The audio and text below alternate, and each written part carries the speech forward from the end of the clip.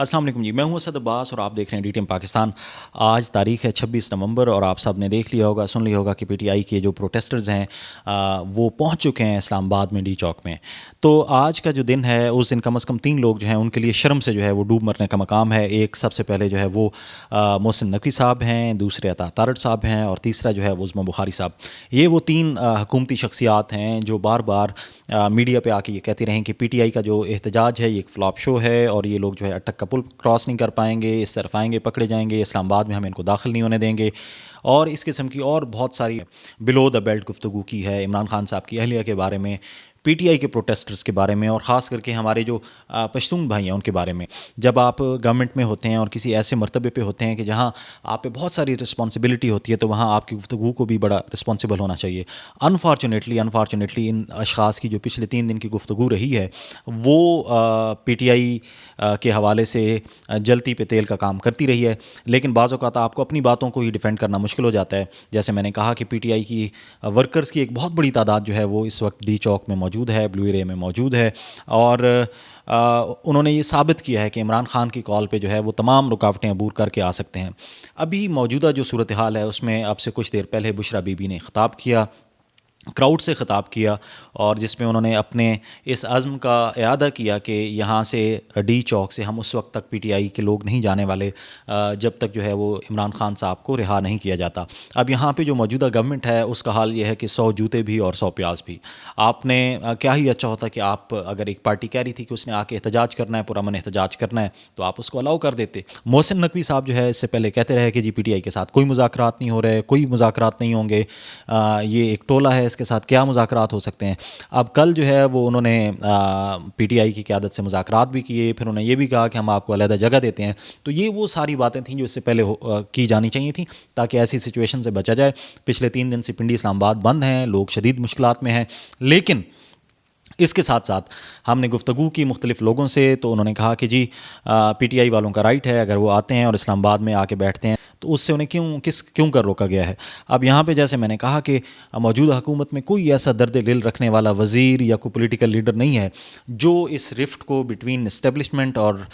P T I اس کو کم کرا سکے، کیونکہ اس کا جو الٹیمیٹ بینیفیشری ہے وہ موجودہ حکومت ہے۔ اس ساری جو دوری ہے یا یہ ساری جو غلط فہمیاں ہیں اسٹیبلشمنٹ کی اور پی ٹی آئی کی، اس کی the ultimate beneficiary is current government. اب یقیناً شہباز شریف صاحب نہیں چاہیں گے کہ عمران خان صاحب اور اسٹیبلشمنٹ کے درمیان اگر کوئی بات چیت ہو تو ظاہر ہے ان کو پتہ ہے کہ پھر ان کی کرسی جو ہے وہ خطرے میں ہے۔ دوسری بات یہ ہے کہ اب پی ٹی آئی پہ بھی جو ہے وہ ایک ذمہ داری عائد ہوتی ہے کہ ٹھیک ہے، آپ نے اپنی ایک جو پولیٹیکل پاور ہے اس کا مظاہرہ کیا ہے، آپ اسلام آباد میں پہنچ گئے ہیں، اب امن و امان کو برقرار رکھنا جو ہے وہ پی ٹی آئی کا کام ہے، اور ساتھ ساتھ انہیں اپنی آنکھیں اور کان کھلے رکھنے ہوں گے کہ خدا نخواستہ کل کو کوئی ایسا 9 مئی جیسا واقعہ نہ ہو جائے کہ جو ان کی پارٹی کے گلے پڑے اور وہ پھر اسی طریقے سے کہتے رہیں کہ جی یہ 9 مئی 2 جو ہے اس میں ہمارا کوئی کردار نہیں ہے۔ اب یہاں پہ اگین یہ ہے کہ پی ٹی آئی میں بھی کوئی ایسی پولیٹیکل لیڈرشپ ہونی چاہیے جو وہ مطالبات جو مانے جا سکتے ہیں اور جس میں یہ نہ لگے کہ ایک فریق کی ہار ہے اور دوسرے کی جیت ہے، یا دوسرے کی جیت ہے اور ایک کی ہار ہے، تو ایسے مطالبات جو ہے وہ لے کے جانے چاہیے، اور ایک ایسے پلیٹ فارم پہ جو ہے وہ سب کو مل کے بیٹھنا چاہیے، اس میں گورنمنٹ بھی، اس میں وفاقی حکومت بھی، اس میں پی ٹی آئی بھی اور اس میں اسٹیبلشمنٹ بھی۔ لیکن بظاہر جو ہے یہ صورتحال جو ہے وہ مشکل نظر آتی ہے، کیونکہ موجودہ گورنمنٹ میں تو کوئی ایسا فرد نظر نہیں آتا جو ایسی ایفرٹ کر سکے اور ان تمام فریقوں کو بٹھا سکے۔ مولانا فضل الرحمان صاحب ہیں، وہ ایک ایسی شخصیت ہیں جن کے تعلقات جو ہے وہ گورنمنٹ کے ساتھ بھی ہیں، اسٹیبلشمنٹ کے ساتھ بھی ہیں اور پی ٹی آئی کے ساتھ بھی ہیں، تو ان کا کردار اہم کنسیڈر کیا جا سکتا ہے کہ موجودہ صورتحال میں جب پی ٹی آئی کی اتنی زیادہ کثیر تعداد میں لوگ جو ہے وہ اسلام آباد پہنچنے میں کامیاب ہوئے ہیں، اور حکومتی مشینری کے تمام وہ دعوے اور تمام وہ باتیں جو پچھلے 3-4 دن سے اسٹیٹ میڈیا پہ اور پرائیویٹ میڈیا پہ